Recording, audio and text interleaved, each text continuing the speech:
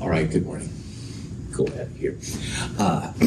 Monday. So looking forward to class presentations. And I know it's a lot of work for you, but you will be teaching me things about your topic that I haven't heard before.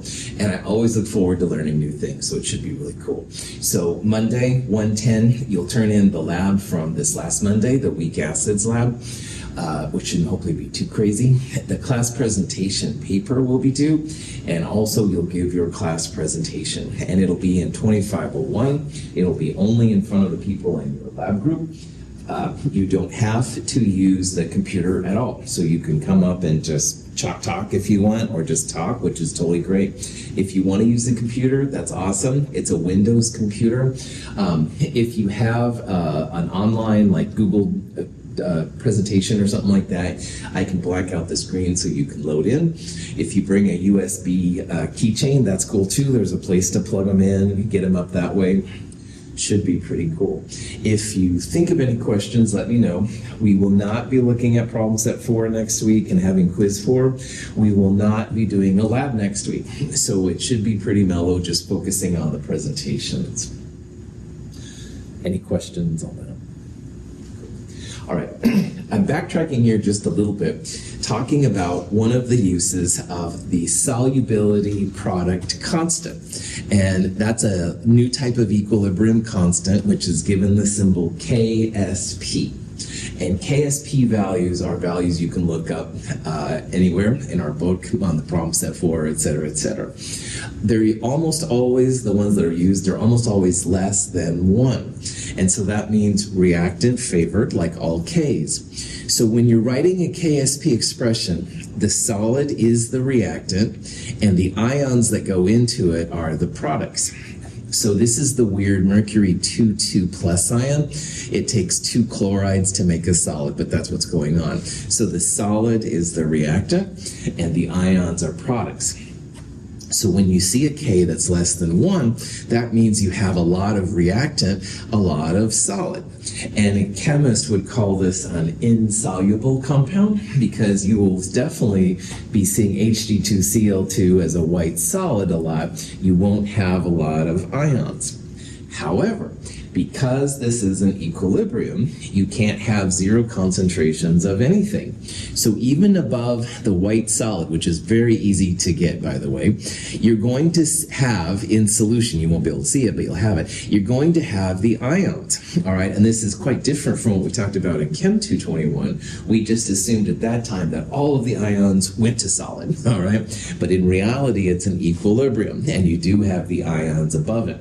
And there's some cool things you can do with that we'll talk about a little bit. You don't have to memorize any KSP values, just know that they're almost always less than 1. So in this question, the first part of this question, we had a mercury 2,2 plus solution of 0.010 moles per liter. And that's on par with the solutions we've looked at in lab. That's the same kind of concentrations. And you don't usually want to have a lot of mercury and lead and stuff like that around. It's kind of a toxic metal. So what we're doing here is we're pretending we're adding a chloride to make it precipitate out. And why that's cool for chemists is that if you have a solid, you can filter it using filter paper, or like we'll do in lab eventually, we'll decant, which means pour the liquid off gently and leave most of the solid there. It's a great way to separate one of the ions from the other. So if we can make this mercury 2,2 plus a solid, i.e. Hg2Cl2, we can filter it, we can decant it, we can essentially separate the mercury from the solution. And so in this first part, what we did is we wanted to find out how much chloride it would take to make the Hg2Cl2 precipitate. And we went back to the KSP expression. The number KSP equals mercury times chloride squared.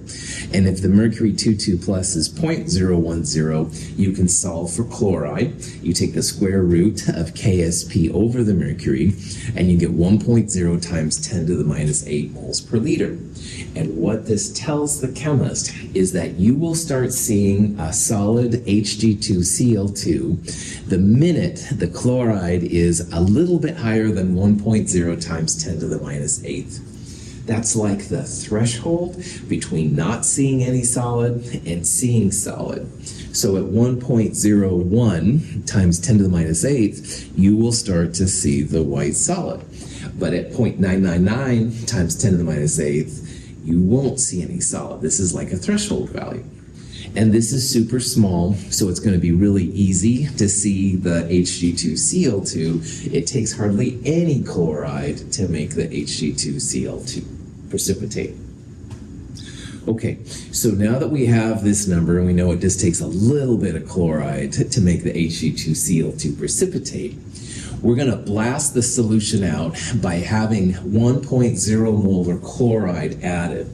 And chloride is an easy thing to add. It's relatively cheap. You can add it from NaCl, you can add it from HCl. There's lots of different chloride sources. And so when we add it to chloride, adding chloride to product makes this reaction shift to the left. So we're going to start making then the solid. And if we add chloride, the question now, how much mercury is left when the chloride is pumped up to 1.0 moles per liter? And remember, it only took 10 to the minus 8 moles per liter chloride to make the solid start to appear. We are definitely stacking the deck now by adding 1.0 moles per liter. And we did this on Wednesday, but I want to go through it again. To solve for the new amount of mercury when the chloride is 1.0, we're going to go back to the KSP expression. And again, KSP, this number, equals mercury times chloride squared. And we're going to solve for the mercury. So KSP divided by chloride squared will give us the mercury, and chloride is just 1.0. So the mercury concentration at 1.0 molar chloride, 1.1 times 10 to the minus 18th moles per liter. And whoa, you can say if you wish to, because mercury was 10 to the minus 2. This number is 1.0 times 10 to the minus 2. And it went from 1.0 10 to the minus 2 to 1.1 times 10 to the minus 18. So 18 versus 2, it's like a power of 16 orders differences, all right? And that is a huge drop in your mercury. So at this time, chemists would say, all right, we separated out the mercury, all right? Because we got it down 10 to the 16 times less than what it was. But also remember, this mercury did not go to 0, all right? And that's another thing about equilibrium. You almost always have to have a very, very small amount. I mean, you could have 100 molar, all right? And it would still be a non-zero number, okay? So as a scientist and a chemist and maybe an environmentalist, you have to think about, is this level of mercury acceptable? Now, honestly, 10 to the minus 18th seems pretty small to me, but maybe you have something that's really sensitive to mercury. So you could think of other chemicals to add to lower it down even further. These are the kind of things you can think about once you understand this KSP business. So, any questions on that? So, a question you might see then would be something like this. What concentration of carbonate is required to begin the precipitation of strontium carbonate if the strontium is 0.050 moles per liter? So this question is kind of like the first one we started with when we found the chloride to begin precipitation of the Hg2Cl2. But the process is pretty chill. KSP, this number, is going to equal the strontium ion concentration times the carbonate concentration. Because all of these KSPs, write solid as the reactant, and the ions that go into it are going to be the products. So in this case, that would be the strontium 2 plus ion and the carbonate ion. And so KSP is going to equal strontium times carbonate. We never put solids and liquids in equilibrium. And we have the strontium concentration, so we just want to solve for the carbonate. Like, how much carbonate is it going to take to make the SrCO3 start precipitating? So mathematically, it's not too crazy. the KSP number, which is always going to be given to you, divided by the strontium concentration is going to give you the carbonate. And the carbonate is a very, very small 1.1 times 10 to the minus 8 moles per liter. And this should tell you that it doesn't take a lot of carbonate to begin precipitation, all right? This is not a very big number right here, and you don't need very much to make solid SrCO3 begin to precipitate out. Any questions? Sweet. Okay. Another thing you can do if you really want to get rid of one ion is go back to what we called in the buffer system the common ion effect. And the common ion effect is when you add an ion which is common to an equilibrium, and you can make reactions shift around left and right and stuff like that. So on the left right here is a little picture of silver acetate. And silver acetate will make a solid. And down here you can see it's silver acetate, silver acetate. This is the solid network. But you have silver ions and acetate ions running above, which is what KSP kind of tells us. You always have some ions above. Well, let's say that we really don't want any acetate in solution, or at least a lot less than we have right now. So in this next slide, what's happened is they've added extra silver nitrate. All right, the extra silver nitrate has been added. So silver acetate, Ag, CH3CO2 solid, is in equilibrium with the silver ion and acetate ion. This is the KSP expression for silver acetate. And by adding silver nitrate, we're not really too worried about the nitrates, but we're adding silver. So silver is part of this equilibrium. Adding silver from silver nitrate is a common ion to the silver acetate reaction. So if we start adding silver ion by Le Chatelier's principle, will this reaction shift left, shift right, or not do anything? Shift left. Shift left, that's right.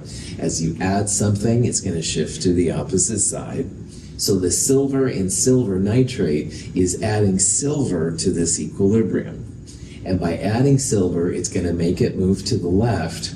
And that's going to use up some of the acetate, because the acetate will go along with the excess silver and then make more silver acetate. So when you look at this last picture right here, there was more acetate in the solution, and now there's less, all right? Because adding the silver has forced more silver acetate to form. Now, as a chemist, adding a common ion like silver does affect the equilibrium, but notice that now we have another ion running around, which is nitrate. And usually nitrate is pretty benign, but you have to make up something for what's been lost. And so in this case, by losing the acetate, we now have extra nitrate. And as long as that's okay with you chemically, this is a way to get rid of the acetate. So common ion just is another Le Chatelier's principle, all right? In this case, we're adding a source of silver. It makes the reaction go to the opposite direction, towards the solid to the left, and that's going to use up a lot of the acetate. So if you want to get rid of that acetate, this would be a good way to do it. Test tube is a solution containing lead ions. To this we add a solution containing chloride ions, and lead chloride precipitates. Solid lead chloride is in equilibrium with lead ions and chloride ions in solution. At this point, we add more chloride ions in the form of a sodium chloride solution, which disturbs the equilibrium. More lead chloride precipitates, which removes still more lead ions from solution. So in this video, what they're showing, we started with a solution of just lead, and lead 2 plus and lead 4 plus are not usually the best things to have around. So we want to precipitate them out. We want to turn it into a solid so we can filter it, decant it, blah, blah, blah. And a good way to do that is to add chloride, because lead and chloride make insoluble PbCl2, pretty readily.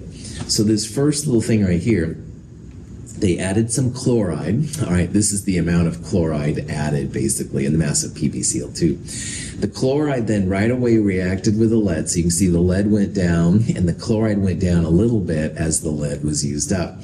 And then officially this is PbCl2 created. So it made some PbCl2, but then it kind of stabilized. Well, we want more of that lead gone. Okay, no problem. So let's add another shot of chloride to the system. So that makes the lead go even lower. The PbCl2 precipitates out even more. We're not down to 0 lead, but we are certainly a lot less lead than we had before. And that's usually what chemists are after. They want to try and get rid of most of it. Now, chloride, you can't just add chloride by itself. It has to come with something else. Maybe a sodium ion, potassium, those would be neutral ions. Maybe it was a hydrogen ion like HCl. So there's something else now in this whole process too.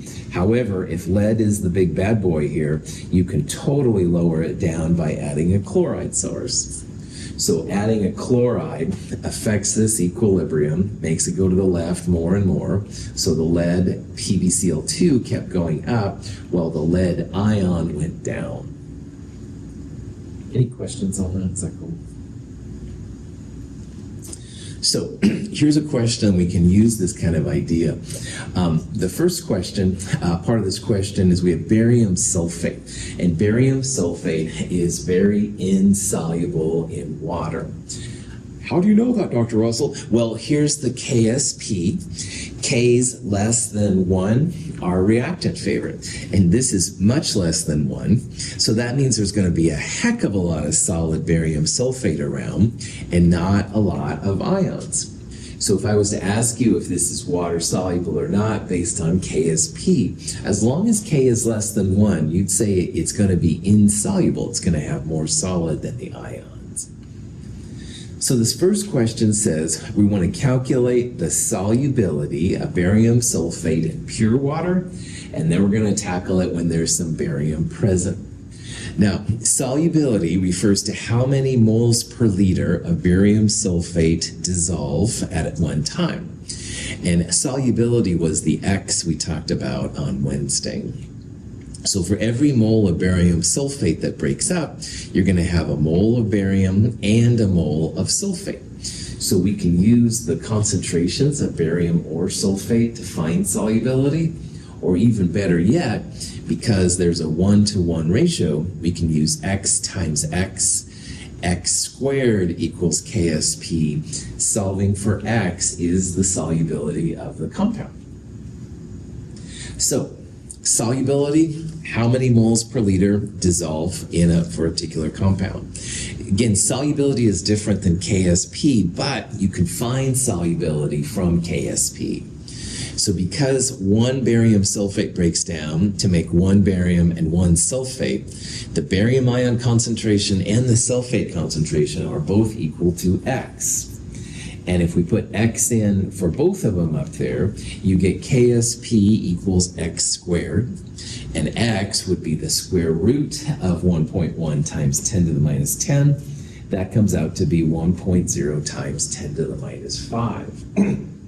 So in this example, which is a 1-to-1 ratio of cation to anion, we would say that 1.0 times 10 to the minus 5 moles of barium sulfate will dissolve per liter of water. That's a pretty small number.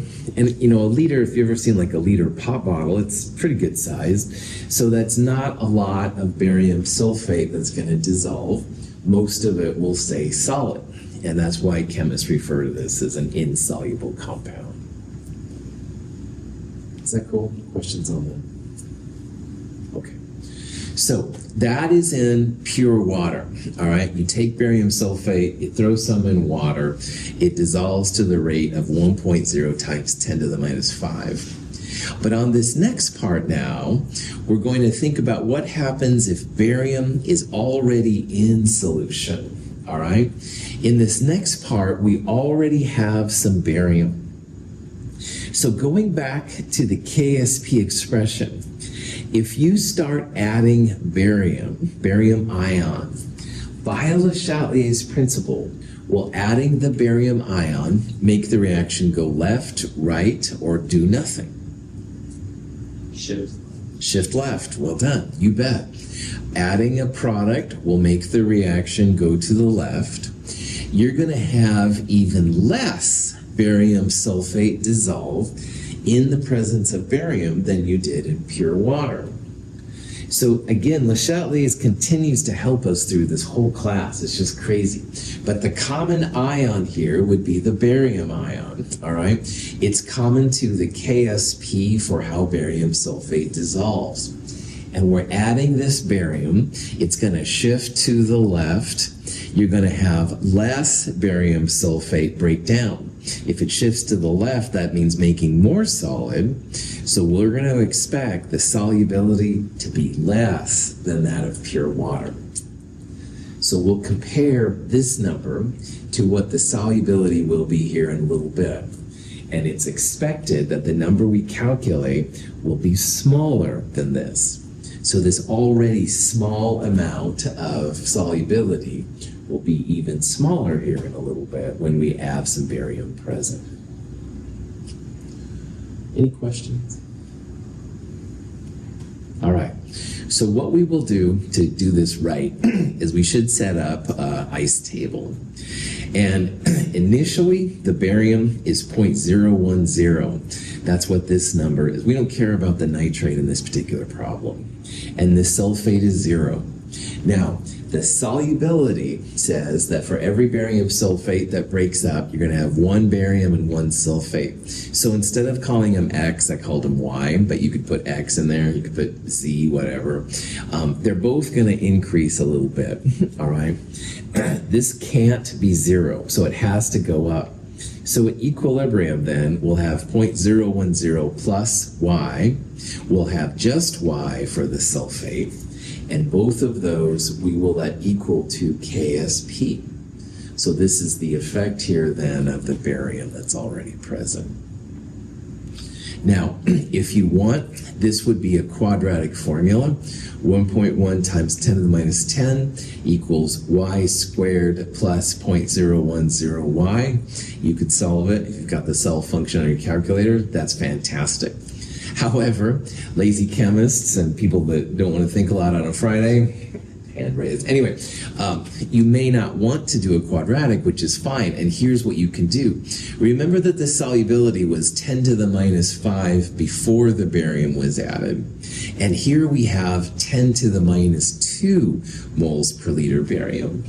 So this number is going to be bigger than our answer. And even if it was this number, this plus this by sig figs would still be 0.010. All right, you're not going to affect it. Sig figs, I know, are kind of a pain in the rear, but they really do help in this because you have, when you add and subtract, you cut it off at the largest doubtful digit. This one isn't even going to show up when you add them together. So what this means, this plus this is basically just 0.010. And if you pull that little plus y out, then you have the KSP number equals 0.010 times just this y, and you can solve for y. So this becomes a lot easier. Y is 1.1 times 10 to the minus 8 moles per liter, and it's even smaller than the 10 to the minus 5 that I used as an example earlier. So you bet you can pull that plus y out. So instead of doing the quadratic, it's just KSP divided by 0.010, 1.1 times 10 to the minus 8 moles per liter. And again, this is what happens when you have barium already there. You're going to have less barium sulfate breaking up. The barium ion will make any sulfate move to the left, so solubility went from 10 to the minus 5 to 10 to the minus 8. You had less solid dissolved in the presence of the barium. Cool. Okay, so in pure water, 10 to the minus 5 moles per liter, which isn't a lot, but is certainly more than in the presence of barium. So in the presence of barium, it's like adding a product moves to the reactant side. The sulfate solubility should go down, and that's what we're seeing here mathematically. 10 to the minus 5 to 10 to the minus 8 is pretty drastic, pretty cool. You can read more about all this stuff in the solubility guide if you're interested. Any questions? Oh, this is barium sulfate in a super fast camera. Kind of shows how it kind of collides. This seems almost more wispy to me than, like, we looked at silver chloride, I think it was earlier. That was kind of cool, but anyway. Oh, what the?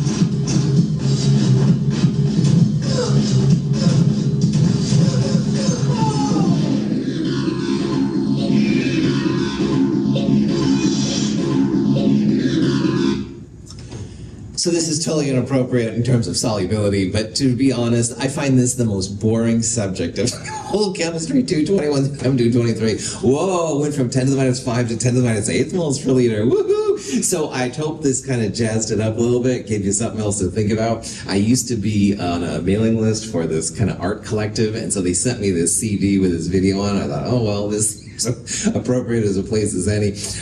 Thank you for your patience while this. I don't have a lot of jokes or anything to make solubility seem more attractive. It is really important. All right, this is what the politicians quote, the environmentalists. You know, you want to keep your groundwater safe and all that kind of stuff. But wow, it's a little dry. So hopefully that gave you a little bit of a shot in the arm and stuff. And we'll talk about something which is actually relevant to us here in a little bit.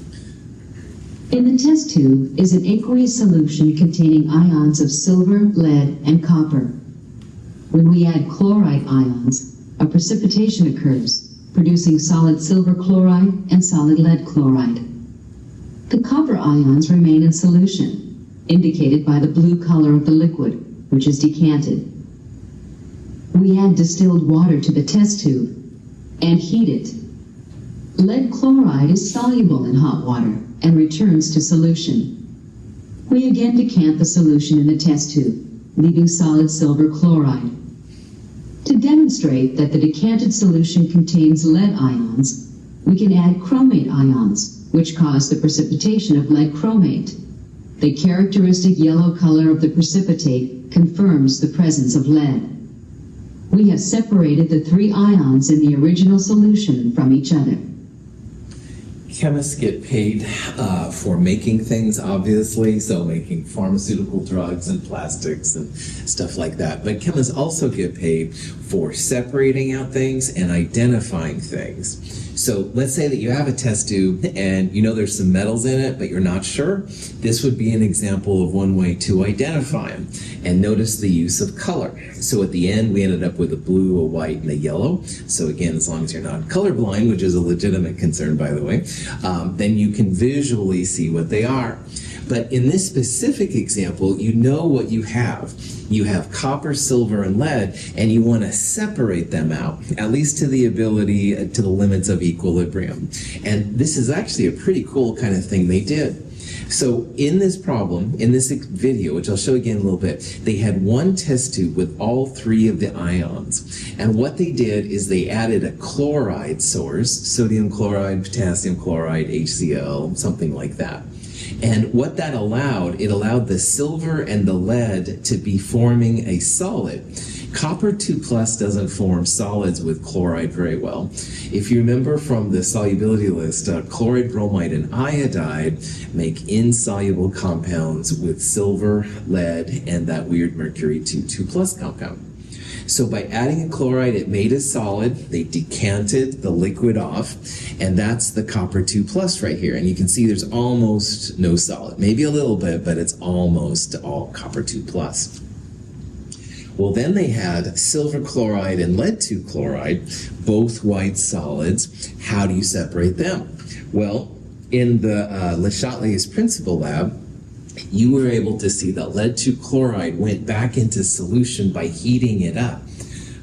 Technically, in this section, we had a problem with the HCl, and anyway, it was wasn't quite as smooth as I was hoping, but PbCl2, when you heat it up, goes back into solution. But silver chloride does not. It takes a lot more heat to make that happen. So by heating it up, you were able to separate out the PbCl2, which was a liquid, and you kept the solid in the original test tube, decant, filter, whatever. But then, just because it looks like the lead is gone, was the lead really gone? So then they added a chromate, which is this polyatomic ion right here, and lead chromate is a really nice yellow color, pretty spectacular. And there's not a lot of other things kind of like it. So in this example, in the end of the video, then they had the blue copper 2 plus, they had white, once it cooled down, silver chloride, and the yellow indicated you had PbCrO4. The only thing I would have done different here is once we had the silver chloride, I would have added chromate to that one as well, because silver chromate is kind of a red, kind of a brownish red color, so that would absolutely guarantee that you've got a silver source. But either way, you're seeing how a chemist thinks about separation, all right? Like if you have a messy room, you can go and move, different things around. But here with you have to use chemicals and differences of KSP to kind of figure out what's going on. So I want to show this video again because this is going to be important what we're going to talk about. In the test tube is an aqueous solution containing ions of silver, lead, and copper. When we add chloride ions, a precipitation occurs, producing solid silver chloride and solid lead chloride. The copper ions remain in solution, indicated by the blue color of the liquid, which is decanted. We add distilled water to the test tube and heat it. Lead chloride is soluble in hot water and returns to solution. We again decant the solution in the test tube, leaving solid silver chloride. To demonstrate that the decanted solution contains lead ions, we can add chromate ions, which cause the precipitation of lead chromate. The characteristic yellow color of the precipitate confirms the presence of lead. We have separated the three ions in the original solution from each other. So again, what they did, copper 2 plus doesn't form a solid with chloride at all right? So they added chloride to separate out the silver and the lead, which made solids. They decanted, which means they poured gently off the liquid, and then the solid stayed behind. And the initial solid had both the silver and the lead chlorides, so they heated it up. The lead chloride went back into solution while the silver chloride stayed as solid. They decanted again, all right, so the silver chloride stayed there. And then to make sure that the lead was really over here, they added a chromate. Chromate with lead makes a really nice yellow color. Silver with chromate makes kind of a red color, so they confirm that the lead was there. And again, I would have added silver to this one too, just to make sure that you've got a silver chromate, but what are you gonna do? Anyway, so this is why using differences in KSP, then you can kind of separate these things out. Cool. So here's a kind of question you might see. This solution has 0.020 molar silver plus and 0.020 molar lead 2 plus. And we're going to add chromates to this mixture. And right away, we should be able to tell what's precipitating, because the yellow color comes from the lead chromate And like I verbally told you, you see a red color if there's a silver chromate. And so the question is, if you start adding chromate in very small amounts, which one will precipitate out first? Will you see the lead chromate, which is yellow, or will you see the red silver chromate from that one right there?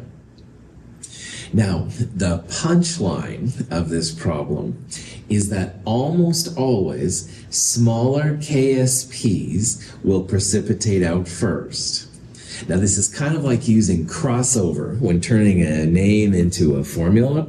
It works more than 90% of the time, but not 100% of the time. But honestly, for our purposes, smaller KSP will almost always tell you that that one's going to precipitate out first. So because this is 10 to the minus 14th and this is 10 to the minus 12, let's make a prediction at the very least that the smaller KSP, the PbCrO4, will be the first one to precipitate. So we would see the yellow color before we saw the red color. Now, to really nail this out, what you can do is you're going to have these two KSP expressions, and both the silver and the lead are both 0.020. So we want to solve then for the chromate required to make precipitation possible. That would be the ultimate way. Once you exceed that KSP, that's when you're going to have a precipitate. And these are both really small numbers, so it's not going to take a lot of chromate, but one of them will take more than the other. And again, the punchline, smaller KSP, see the solid first. That's our prediction. It works more than 90% of the time.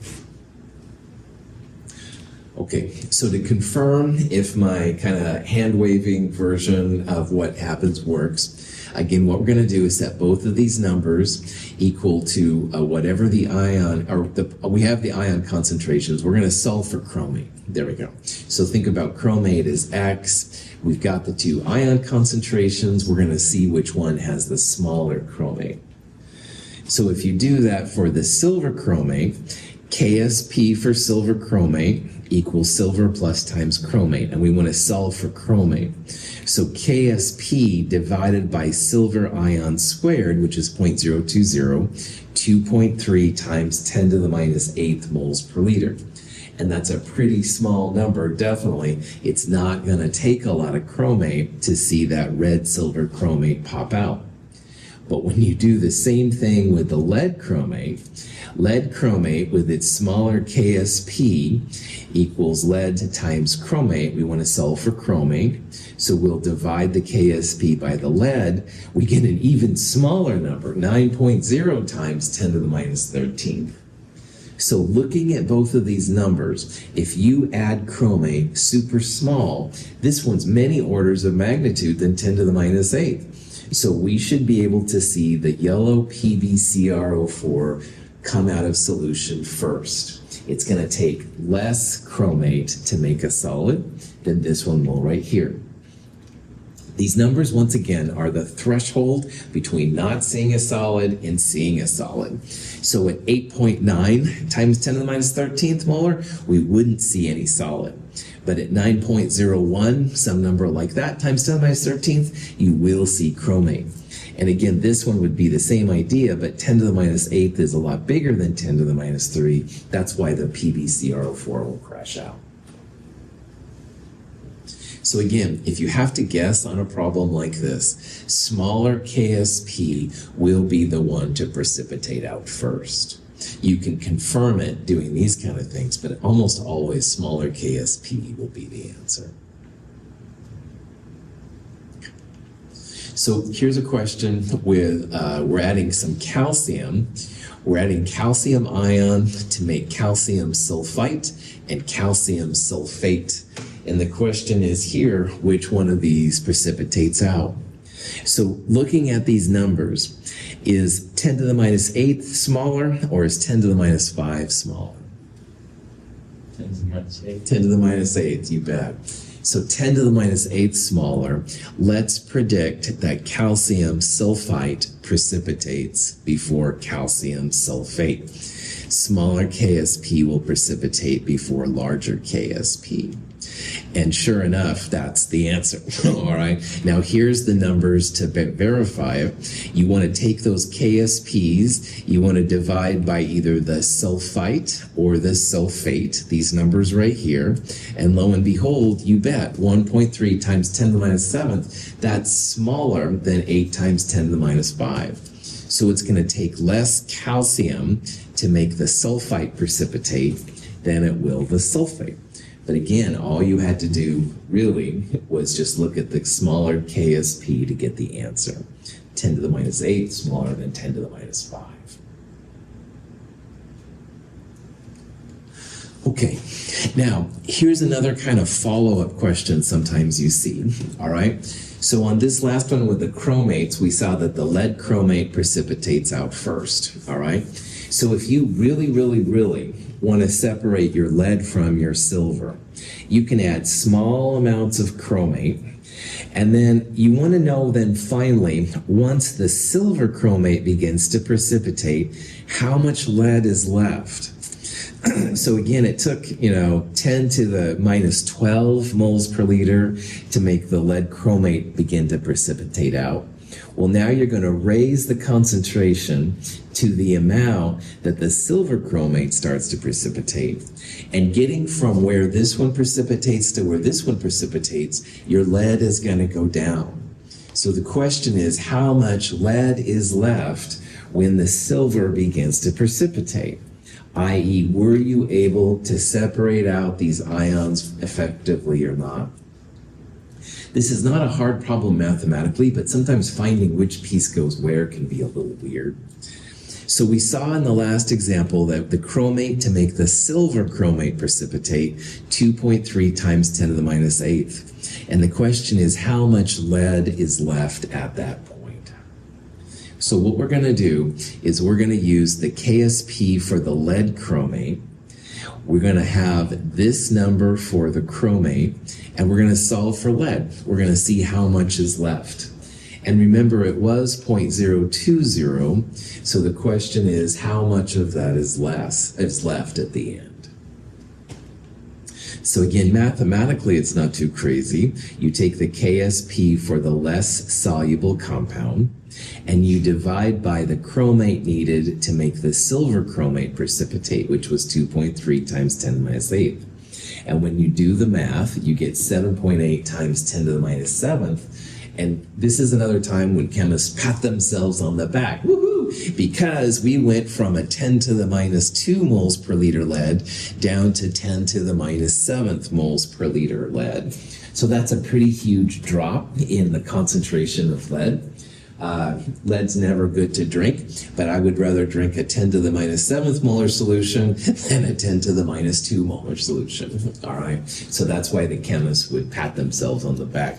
Now, obviously, the lead is not 0. It's still 10 to the minus 7th, but it has gone down many orders of magnitude. That's why it's kind of a cool thing. Any questions on that? The last thing we're going to look at in this section is we're going to come back to formation complexes and complex ions. And these all revolve around Lewis acids and bases. So if you remember at the end of the acids and bases by themselves chapter, a Lewis acid was something that can accept lone pair electrons, and a Lewis base was something that had lone pair electrons that could be placed into a compound. And when you do this, especially with transition metals, you oftentimes make super stable ions, and these are called complex ions. And in the Le Chatelier's principal lab, when you added hydroxide and NH3 and HCl, whatever, to zinc and magnesium, there were differences in how they reacted. The zinc, some of the compounds just dissolved because of these complex ions. Well, if you want to know more about these complex ions, you can create what's called a formation constant K sub F. And KFs are nothing more than equilibrium constants for these complex ions. So this is an example of a KF expression. When you're writing a KF, the complex ion is the product, and the pieces that go into it are the reactants. So in this case, this is a reaction that's been studied actually quite a bit. The KF would have the complex ion in the numerator, and in the denominator you'd have silver plus and cyanide squared, and the K value is 5.6 times 10 to the 18th. So while we've been just looking at KSPs, which are super small, these KFs are usually really, really huge. They really want to form. And that's why in the Le Chatelier's principal lab, your solids disappeared with zinc, because these crazy complex ions have usually very large Ks. Large K means the product wants to form. It's going to take all the other ions away from the other things that are around it in order for them to happen. So KFs, like KSPs, you don't have to know any of them. Just know how to write a KF expression for a particular ion, stuff like that. This is a table of different complex ion KF values. They're temperature dependent, blah, blah, blah. But notice they're all larger than 1. Wow, there's a 10 to the 43rd. Man.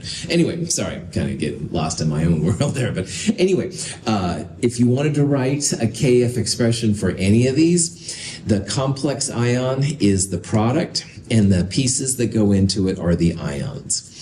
And so in this case, you'd have a silver plus and 2 cyanides. So for some reason, I'm fascinated by this FeCN6 thing. FeCN6 3 minus would be the product, and then the reactants would be anything that goes into it. So in this case, that's an iron 3 plus and 6 cyanide ions. And then the KF expression for this would be products over reactants. You would write FeCN6 3 minus in the numerator, and in the denominator, you'd have iron 3 plus, and you'd have cyanide to the 6th power, because you need 6 cyanides to make that thing right there.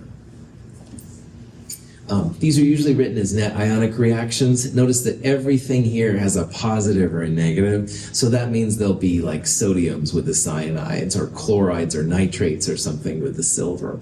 But they're usually just written as the net ionics. All of these things will dissolve in water, and that's why they've driven chemists crazy sometimes, because like you'd expect to make more solid, and all of a sudden the solid disappears and you've got these things going away. Welcome to the world of complex ions.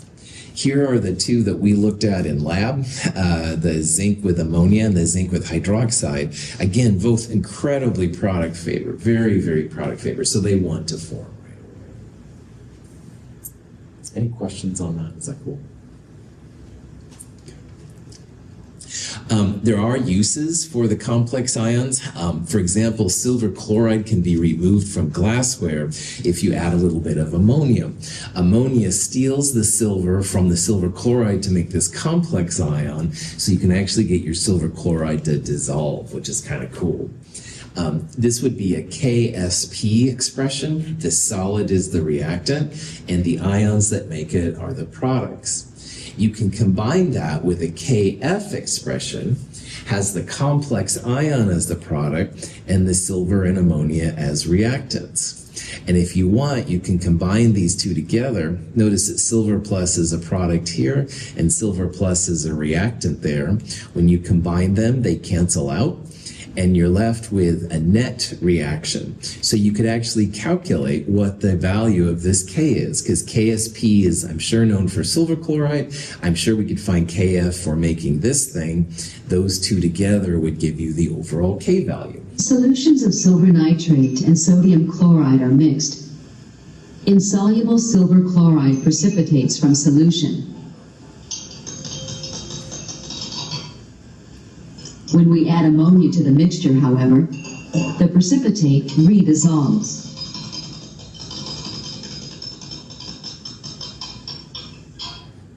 When ammonia is added to a mixture of solid and aqueous silver chloride, the ammonia serves as a Lewis base. The complex ion formed consists of 2 ammonia molecules bound to each silver ion. Formation of the complex lowers the concentration of silver in solution, which changes the solubility equilibrium. cool. So the ammonia makes the silver chloride solid lattice break up. That's why the solid seems to go away. And this is what you saw in lab. The ZnOH2 solid dissolved. It made the complex ions with hydroxide or ammonia. It can have its good uses. It can have its bad uses. Hard to say. But I'm out of time, and so this is the end of this chapter, which again is not, as you could tell, probably my favorite chapter. However, that next chapter is my favorite chapter, I think, of all Chem 221 through Chem 223. So Monday, here we go. We're going to start talking about entropy, which is just incredibly cool. So bear with me a little bit longer. We'll get back to some cool stuff. Thank you for being here. Have a great weekend. You're awesome.